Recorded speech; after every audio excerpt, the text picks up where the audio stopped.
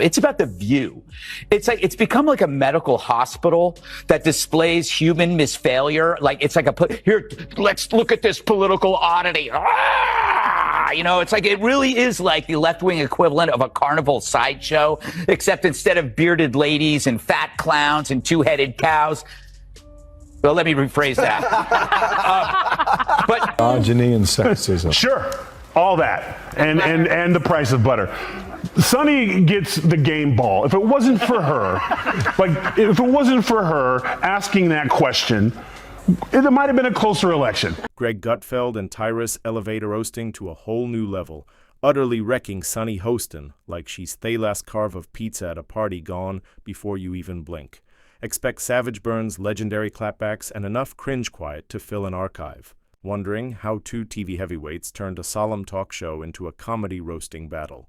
Stick around because this uproarious takedown is one for the Record Chronicles. Really comes to mind. I was like, Ching, listen, they're bitter, they're angry, they're entitled. They also should be. This should have been a reset for everyone who pushed lies and misinformation for the last. They call them Hitler. They call these things. America rejected them, and instead of coming back and saying we lied, they instead are now doubling down. So let her keep doing it, because if she keeps that up, we're going to keep getting the Senate and probably the House and the White House, because people see right through your lies. So keep doing what you're doing. Game ball to Sonny.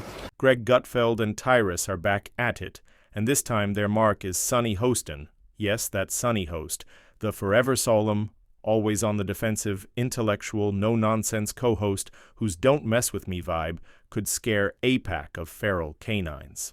But when Greg and Tyrus get together, it's like hurling a panther and an alligator into the same tank. Except, this time, the panther and croc don't just clash each other. They make the hapless deer look utterly lost in the outback. Hostin's obsession with race gets thrown back in her face. Today's video comes to us from sunny Hostin. Sounds like a town. We're in sunny Hostin.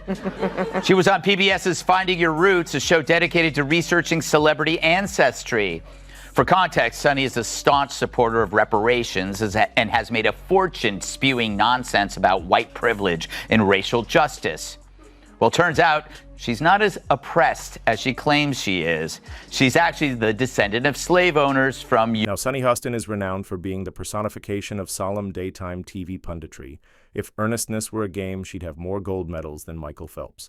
She's the type who recites the news like it's a national calamity, delivering every sentence with the weight of a funeral procession. But you see, when Greg Gutfeld opens his mouth, it's like a comedy grenade going off in an archive.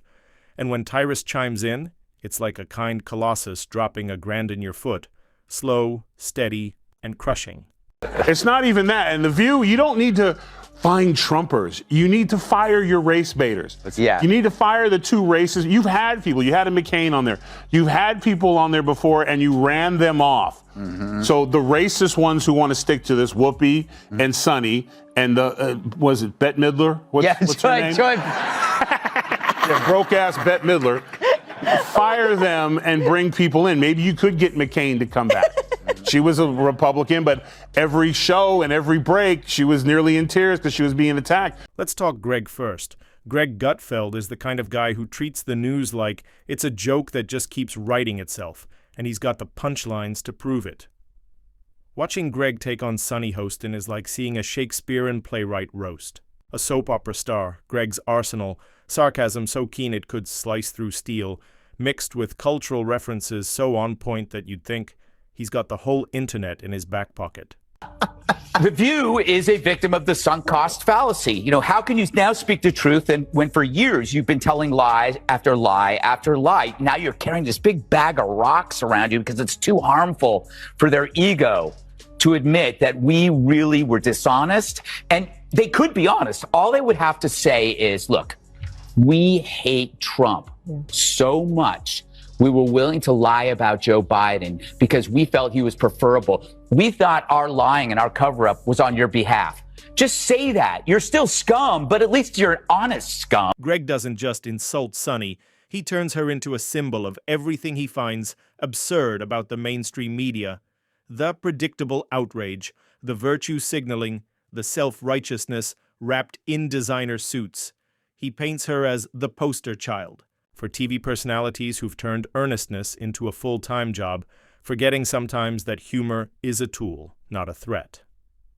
One of Greg's classic moves is taking Sonny's most solemn arguments and making them sound like they're coming from a robot. Programmed to recite progressive talking points with zero human empathy. His sarcasm turns her points into the media equivalent of a broken record, playing the same tune over and over until even the loudest fans have tuned out. You can almost hear the invisible eye roll as Greg grabs the microphone, turning what was once a fierce argument into a punchline. But what really makes Greg's attacks so satisfying is that they're not just mean for the sake of being mean. No. Greg's humor works because it's clever. It exposes the contradictions and theatricality of Sonny's TV persona. He's not just mocking her, he's holding up a mirror to the entire genre of daytime political commentary, revealing it as sometimes more soap opera than serious news. And then there's Tyrus. The contrast between Greg and Tyrus is like night and day, or maybe more like a sledgehammer and a feather duster, but in this case, the feather duster hits harder than you'd expect. Tyrus's style is simple, direct, and delivered with the calmness of someone who's just realized you're about to get hit by a freight train, but you don't even know it yet. The problem is that you have to go after the racist people, and if the CEO goes, you know what, I'm not going to allow a woman on my show, or man, that will go after white America and talk about them like dogs. That doesn't represent our ideals or values for anyone.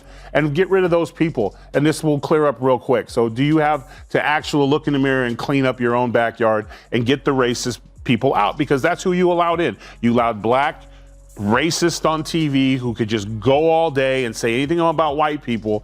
And I guess lo and behold, they forgot that there's a lot of people at home, white people at home during the day that are not watching your show anymore. So just clean it up. Yeah, Where Greg is lightning fast with sarcasm, Tyrus is the slow bee burn, letting the silence do half the work. His humor is about deflating the overinflated, and Sonny Host is a perfect balloon. He zeroes in on the sentiments where Sonny's points get so complicated that even she probably loses track of what she's trying to say. Then with one deadpan comment, he boils it down to basics, usually something obvious or blunt that it's impossible not to laugh. Tyrus doesn't have to shout or slam down a mic to land his punch. His delivery is the ultimate troll, quiet, calm, and so offhand that the joke sneaks up on you.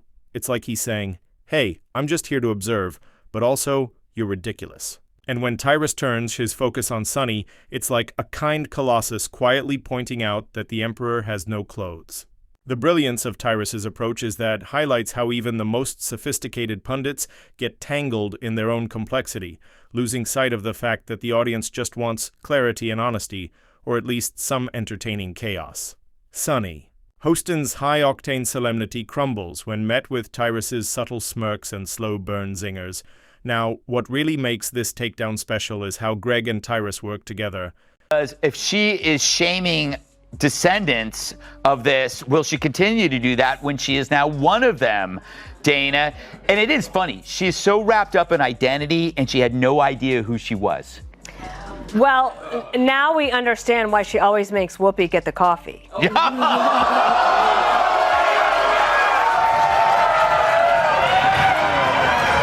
Greg lays the groundwork with his high-energy, sharp-as-a-knife sarcasm. He's the hype man, the one who throws the first haymaker, calling out the absurdities of the media world and painting Sonny as the queen of sanctimony. Then Tyrus swoops in with the perfect slow-motion finishing move, delivering that killer one-liner that leaves everyone gasping and laughing at the same time. Their styles complement each other like a perfectly choreographed dance. Greg is the quick jab, Tyrus the steady uppercut.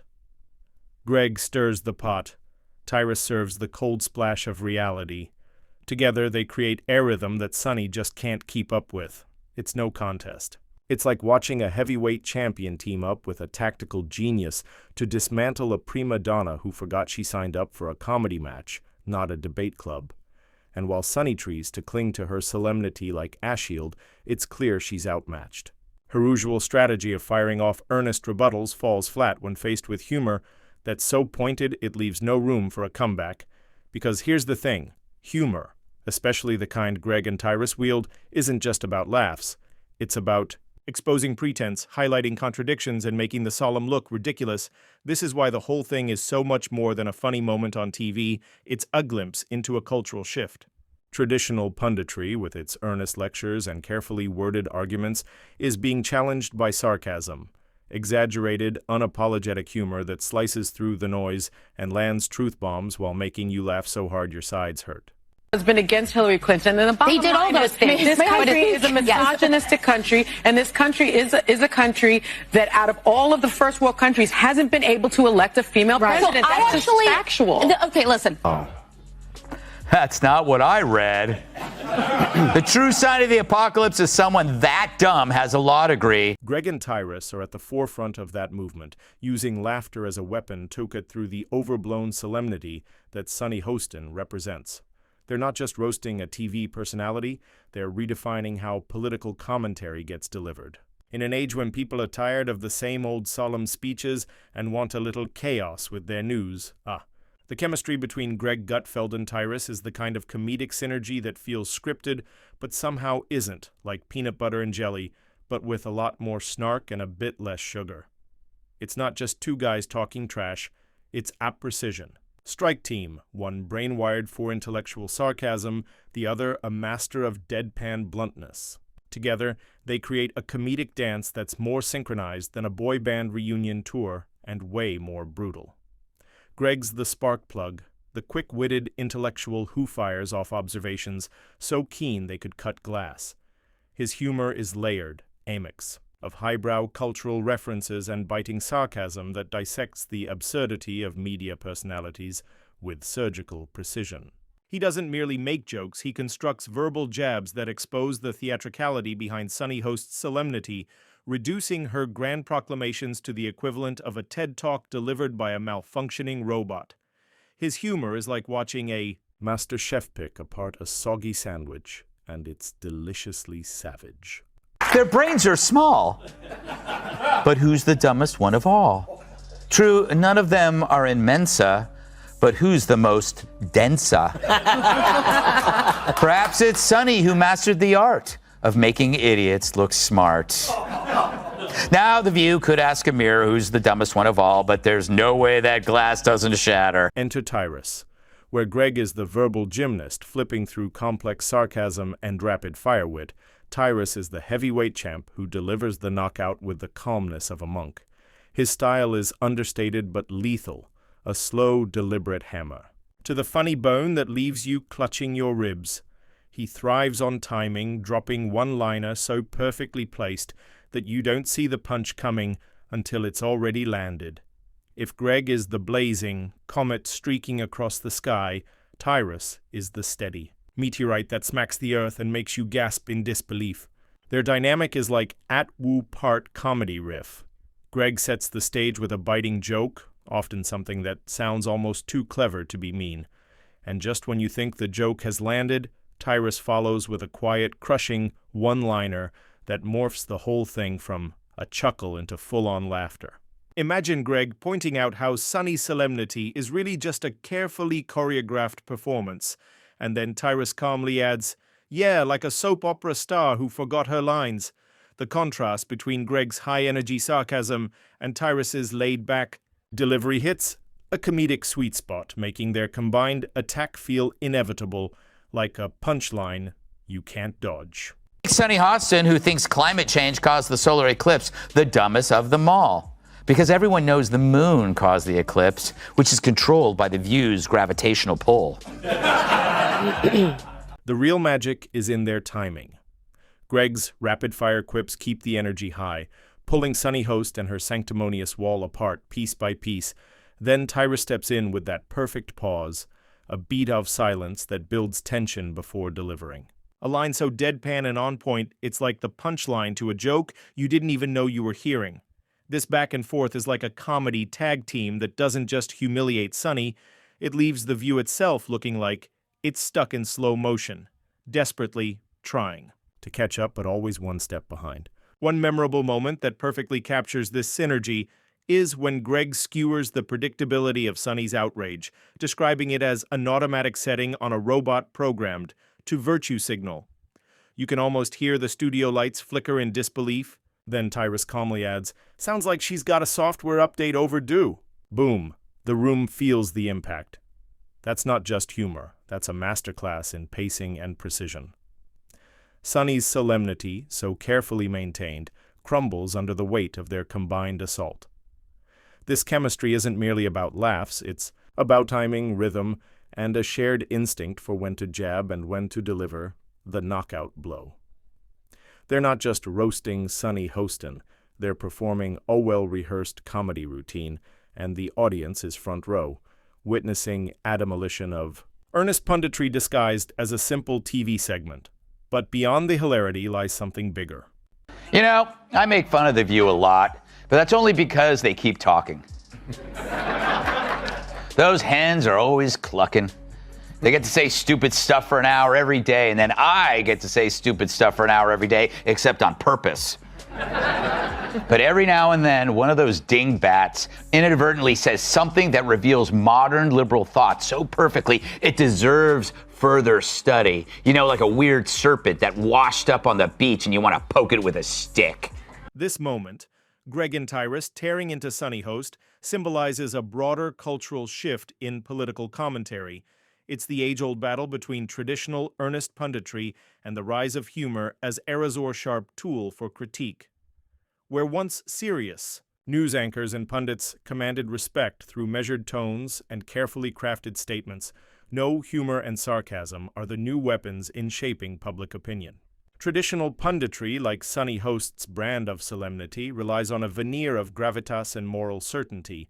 It's all about delivering a message with solemnity and weight, convincing the audience of the righteousness of their views.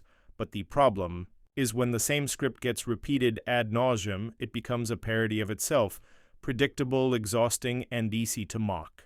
That's where Greg and Tyrus come in, wielding humor like a scalpel, cutting through the noise and exposing the underlying absurdities that earnestness tries to mask. This is why the Greg and Tyrus takedown of Sonny Hostin matters beyond a fleeting moment of laughter.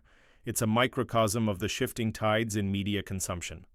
Audiences are hungry for content that breaks the mold, that doesn't just preach but plays, that doesn't simply lecture butt-lofts.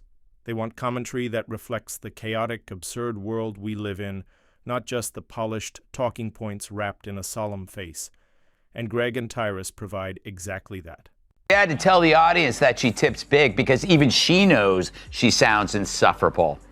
Hey, I'm an but at least I tip. This dame probably virtue signals on the toilet. But that's not the point here. While everybody else was trying to figure out how to survive as the government told us that breathing in public could kill us, Sonny was lolling around in her big house clicking on pictures of arugula while mixing Cocoa Puffs into her Haagen-Dazs. Oh, the oppression. I wonder if she wiped down the groceries herself or had her maid do it.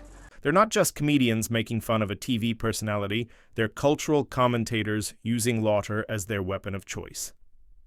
Their humor cuts deeper than 1,000 serious debates because it bypasses intellectual defenses and goes straight for the gut. When they humiliate Sonny Hostin, they're not merely scoring points in a TV feud, they're challenging every format of political discussion.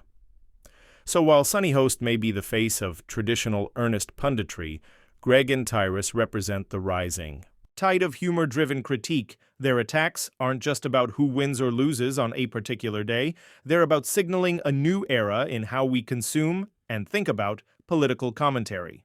In this era, laughter isn't just the best medicine, it's the sharpest weapon, because at the end of the day, when you mix Greg's razor-sharp intellect with Tyrus's unflappable bluntness, you get a comedic force that doesn't just entertain, it dismantles, exposes, and redefines. And that's why, no matter how solemn Sonny Host tries to be when she's up against Greg and Tyrus, humiliation isn't just probable, it's inevitable.